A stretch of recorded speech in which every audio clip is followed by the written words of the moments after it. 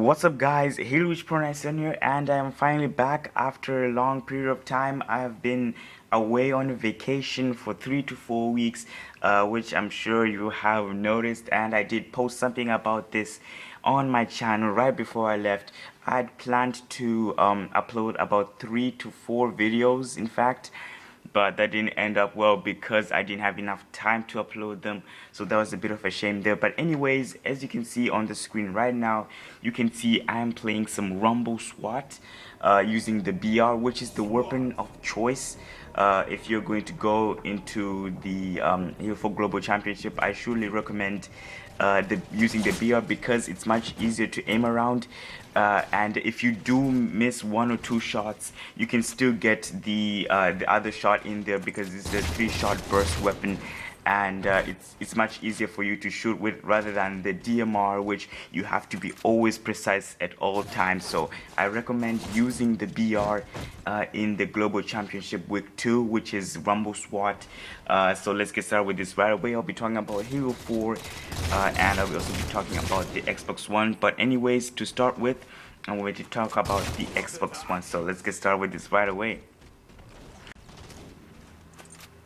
Now, the Xbox One system will automatically record the last 5 minutes of your gameplay so that you could be able to edit it later. This has just been confirmed by Microsoft, and according to Microsoft, this is the idea. Basically, the console is always recording, but it can only recall the last 5 minutes of whatever you are doing on that console. So if you're doing a little tutorial or a let's say a glitch on Halo 4 or whatever game you've been playing, the system will automatically have recorded the last 5 minutes of what you were doing. But Microsoft has also said the downside to this is that you can only save the last 30 seconds of what you were doing before, so it will remember the last 5 minutes, but you can only save the last 30 seconds. I hope this makes sense to you guys. But anyways, if you don't get this, I'll post the link to the site.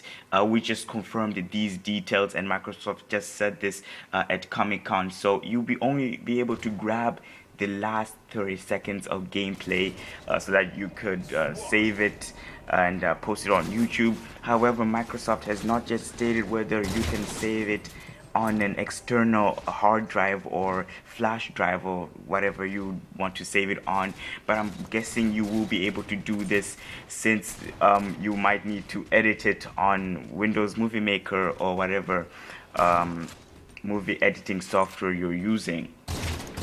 Now, moving on to the next point, Microsoft has also revealed the new controller configuration system, which recognizes, or it's not really configuration, recognition system, sorry about that.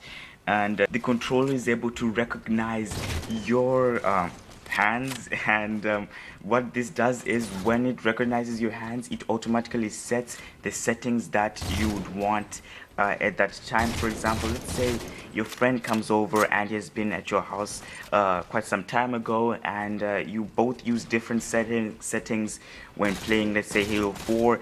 You might use the Recon controller setup, and you might use the default controller setup. What that does is when he holds the controller, the system will automatically change this the setup that fits his sort of play style. So this is actually pretty cool. No more time will be wasted changing the control setup and the button layout, so it will all be done through the controller. Since it's automatic, it recognizes your hands when you hold the controller. Now lastly, one thing I'd like to talk about on the Xbox One is that Microsoft has stated that the pre-orders have gone up significantly after the reversal of the DRMs. If you don't remember anything about that, I made a short, actually it was quite long, a video on this, actually not on the DRM problems that we have on the Xbox One, but I also made a video on the reversal of the DRMs, but I didn't manage to post it up, but I will eventually post it as a re-upload. And Microsoft has stated that after the reversal of the DRMs, more people are beginning to pre-order the Xbox One, which is a good sign for Microsoft, which shows that they were wrong about the DRM policies, and now more people are actually starting to pre-order the Xbox One, which is a good sign for them. Now moving on to the Halo 4 news that I've got for you today, which is on the Halo 4 Global Championship leaderboards. Now the Halo 4 Global Championship leaderboards have gone down.